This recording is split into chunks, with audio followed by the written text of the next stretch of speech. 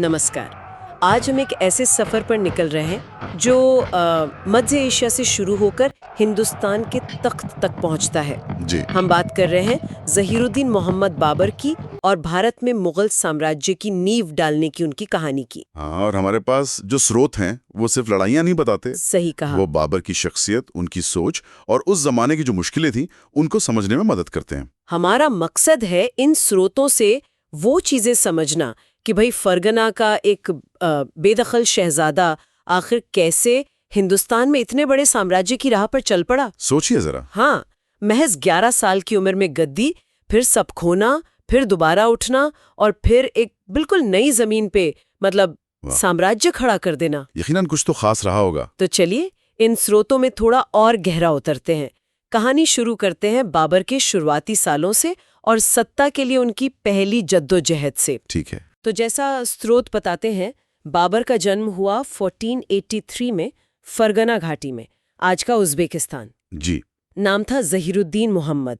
बाबर यानी शेर। ये नाम तो शायद बाद में मिला। हाँ, कहते हैं उनकी बहादुरी देखकर। और उनकी विरासत भी तो देखिए, एक तरफ तैमूर, दूसरी तरफ चंगेज खान। बिल्कुल, पिता की तरफ से तैमूर के वंशज, माँ की तरफ से चंगेज खान के। ये अपने आप में बड़ी बात थी। शायद इसी ने उन्हें बड़े सपने देखने की हिम्मत दी होगी। लेकिन ये विरासत, जैसा आपने कहा, आसान नहीं थी। एक तरफ गौरव, दूसरी तरफ उसको बनाए रखने का दबाव। हाँ, और सिर्फ 11 साल की उम्र में फरगना की गद्दी, पर वो कोई फूलों का ताज तो था नहीं। बिल्कुल नहीं। स्रोत बताते हैं कि उनके अपने ही रिश्तेदारों ने, चाचाओं ने मुश्किलें खड़ी की। और ऊपर से वो उज़्बेक लड़ाके शैबानी खान का खतरा। हाँ, शैबानी खान वो एक बड़ी ताकत बन रहे थे। तो बाबर का शुरुआती वक्त तो बस अपने आप को बचाने में ही निकला। समरकंद का सपना था उनका, तैमूर की राजधानी। जी, और जीता भी 2 बार, पर टिक नहीं पाए। यही बात है।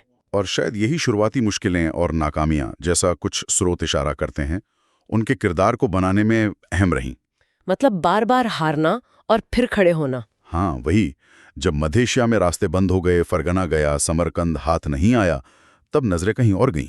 दक्षिण पूर्व की तरफ। जी, ये सिर्फ महत्वाकांक्षा नहीं थी, शायद टिके रहने की जरूरत भी ज्यादा थी। एक नई जगह, नई किस्मत। और यहीं पर 1504 में काबुल पर कब्जा, ये एक बड़ा मोड़ था। बिल्कुल, सिर्फ एक शहर जीतना नहीं था ये। स्रोत बताते हैं कि ये एक बहुत सोचा समझा कदम था, एक स्ट्रेटेजिक मूव। काबुल ने उन्हें एक तरह का सुरक्षित ठिकाना दे दिया। हाँ, एक बेस, जहां से वो अपनी ताकत बढ़ा सकें।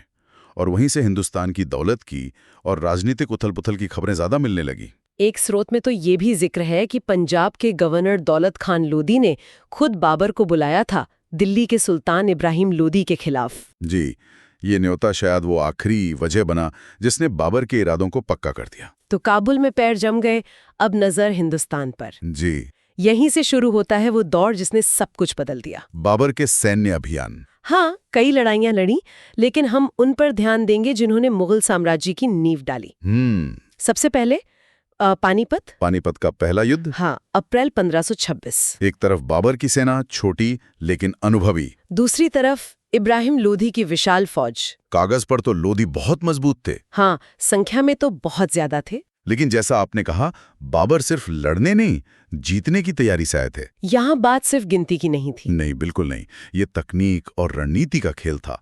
बाबर अपने साथ वो चीज लाए थे जो भारत में नहीं थी, तोपें, जिसे आतिशबाजी भी कहा गया है। जी। लेकिन सिर्फ तोपें होना काफी नहीं था। कमाल था उनका इस्तेमाल। अच्छा, कैसे? उन्होंने उस्मानी या रूमी तरीका अपनाया। मतलब गाड़ियों की कतारें लगाकर उनके बीच तोपें रखीं।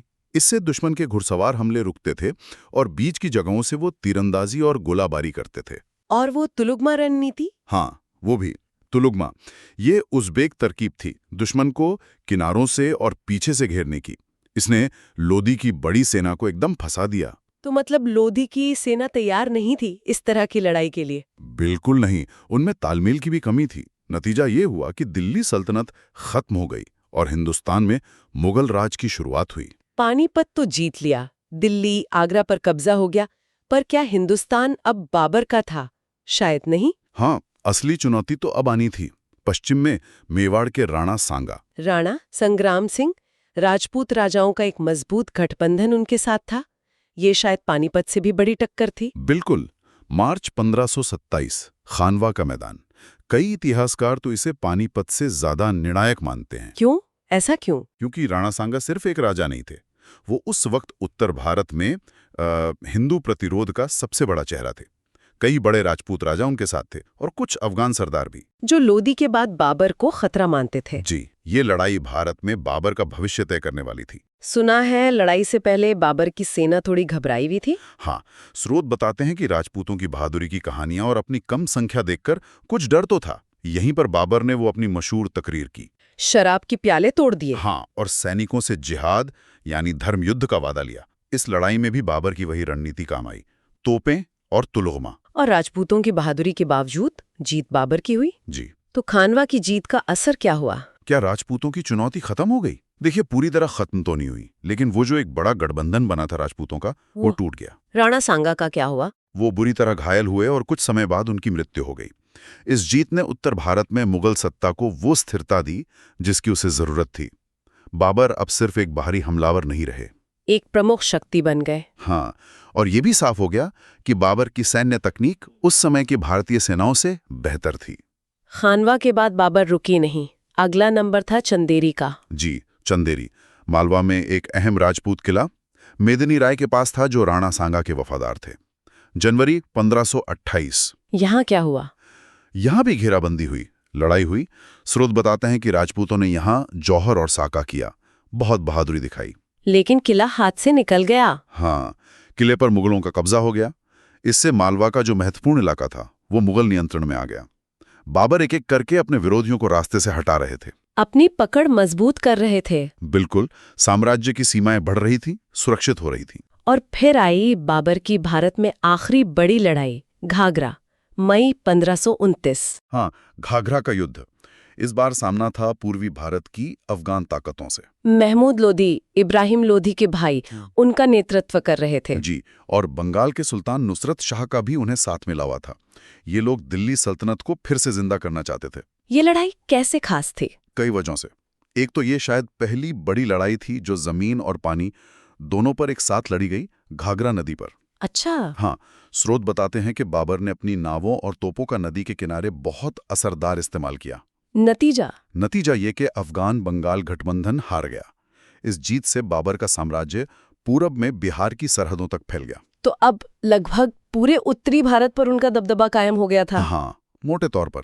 लेकिन इन जीतों के साथ वो सवाल और बड़ा हो गया था, इतने बड़े इलाके का शासन चलेगा कैसे? बिल्कुल। और यहीं हम बाबर के उस पहलू पर आते हैं जो अक्सर फौजी जीतों के पीछे छिप जाता है, कि वो सिर्फ एक योद्धा नहीं थे। हाँ, वो एक पढ़े लिखे, कला और प्रकृति से लगाव रखने वाले इंसान भी थे। एक शासक, एक कवि, एक लेखक, ये कॉम्बिनेशन बहुत कम देखने को मिलता है। और इसका सबसे बड़ा सबूत है उनकी आत्मकथा बाबरनामा या तुज़ुक-ए बाबरी। इसके बारे में बताइए थोड़ा। ये इतनी खास क्यों मानी जाती है? ये वाकई एक अद्भुत दस्तावेज है। पहली बात तो ये कि ये मूल चगताई तुर्की में लिखी गई थी, बाबर की अपनी जबान में, जबकि बाद में मुगल दरबार की भाषा फारसी बनी। दूसरी बात, ये सिर्फ लड़ाइयों का हिसाब किताब नहीं है, ये एक निजी डायरी जैसी है। बाबर अपनी जीत, हार, खुशी, गम, यहाँ तक कि अपनी कमजोरियां भी बड़ी ईमानदारी से लिखते हैं। और हिंदुस्तान के बारे में उनके क्या विचार थे? वो बहुत दिलचस्प है। वो यहाँ के मौसम, नदी, पहाड़, फल, फूल, जानवर, लोगों के रहन सहन, रीति रिवाजों के बारे में बहुत बारीकी से लिखते हैं। तारीफ भी करते हैं। हाँ, कहीं तारीफ है तो कहीं आलोचना भी। जैसे हिंदुस्तान के आमों की बहुत तारीफ की है उन्होंने, लेकिन यहाँ के लोगों के मिलने जुलने के तौर तरीकों पर थोड़ी हैरानी भी जताते हैं। तो ये उस जमाने के हिंदुस्तान को एक शासक की नज़र से देखने का जरिया है। बिल्कुल, एक अनूठा नजरिया। कुछ लोग तो इसे सिर्फ इतिहास नहीं, एक तरह की मैनेजमेंट गाइड भी मानते हैं। जैसे बाबर अपने वारिसों को हिंदुस्तान की बारीकियां समझा रहे हों। बाबरनामा के अलावा क्या कोई और प्रशासनिक या सांस्कृतिक चीजें हैं जो उनसे जुड़ी है? हाँ, हालांकि उनका शासनकाल भारत में छोटा ही रहा, सिर्फ 4-5 साल का। हाँ, 1526 से 1530। जी। फिर भी कुछ चीजें हैं, जैसे भारत में वो जो बाग लगाने का खास स्टाइल है, 4 बाग, 4 हिस्सों में बटा हुआ बाग। हाँ, जामती तरीके से। कहते हैं उसकी शुरुआत का श्रेय बाबर को जाता है। उन्हें मध्य एशिया की हरियाली याद आती थी, तो यहाँ वैसे बाग बनवाने की कोशिश की। आगरा का राम बाग, जिसे पहले आराम बाग कहते थे, शायद उसका एक उदाहरण है। और प्रशासन के तौर पर देखिए, उन्होंने कोई बहुत बड़ा बदलाव तो नहीं किया उस कम वक्त में। जो पहले से व्यवस्था चली आ रही थी गवर्नरों वाली, वही जारी रखी। लेकिन हाँ, एक ज्यादा सेंट्रलाइज्ड मतलब केंद्रीकृत सिस्टम की नींव जरूर डाली, जिसे बाद में अकबर ने बहुत मजबूत किया। सड़कों और डाक व्यवस्था पर भी कुछ काम किया था शायद। हाँ, याम व्यवस्था यानी डाक चौकी, उसकी सुरक्षा और बेहतरी पर थोड़ा ध्यान दिया। लेकिन ये सच है कि साम्राज्य को पूरी तरह से संगठित करने का उन्हें ज्यादा वक्त ही नहीं मिला। तो कुल मिला के फरगना के एक शहजादे से हिंदुस्तान के पहले मुगल बादशाह तक का बाबर का सफर जुनून, हिम्मत, लड़ाई की समझ और शायद थोड़ी किस्मत का भी नतीजा था। बिल्कुल, पानीपत, खानवा, चंदेरी, घाघरा, ये सिर्फ लड़ाइयों के नाम नहीं है। ये वो मील के पत्थर हैं जिन्होंने हिंदुस्तान का नक्शा ही बदल दिया। निश्चित रूप से उन्होंने न सिर्फ एक ऐसे साम्राज्य की नींव अथी जो करीब 300 साल चला, बल्कि बाबरनामा के रूप में हमें उस दौर को समझने की एक अनमोल खिड़की भी दी। उनकी सांस्कृतिक देन जैसे चार बाग और प्रशासन की शुरुआती कोशिशें भी अहम हैं। हाँ, उन्होंने वो जमीन तैयार की जिस पर उनके पोते अकबर ने एक शानदार इमारत खड़ी की। उनकी जिंदगी ये दिखाती है कि मुश्किल हालात में भी पक्के इरादे और सही रणनीति से क्या कुछ हासिल किया जा सकता है। जाते जाते एक सवाल मन में आता है जिस पर शायद हमारे सुनने वाले भी सोचना चाहें। जी। बाबर ने हिंदुस्तान पर असल में हुकूमत तो सिर्फ 4-5 साल ही की, 1526 से 1530 तक। इतने कम समय में जो मुगल साम्राज्य बाद में बना, इतना विशाल, इतना टिकाऊ, उसके चरित्र को गढ़ने में बाबर का योगदान कितना माना जाए? दिलचस्प सवाल है। क्या वो सिर्फ नींव का पत्थर थे, या इमारत का जो पूरा डिजाइन था उसका खाका भी उन्हीं का था? और उनके बाद आने वाले, खासकर अकबर, जिन्हें दशकों का समय मिला साम्राज्य को फैलाने, संवारने, उसे एक पहचान देने के लिए, उनकी भूमिका कितनी ज्यादा थी? कहाँ संस्थापक का काम खत्म होता है और कहाँ असली निर्माता का शुरू होता है। हाँ, ये एक सोचने वाली बात है।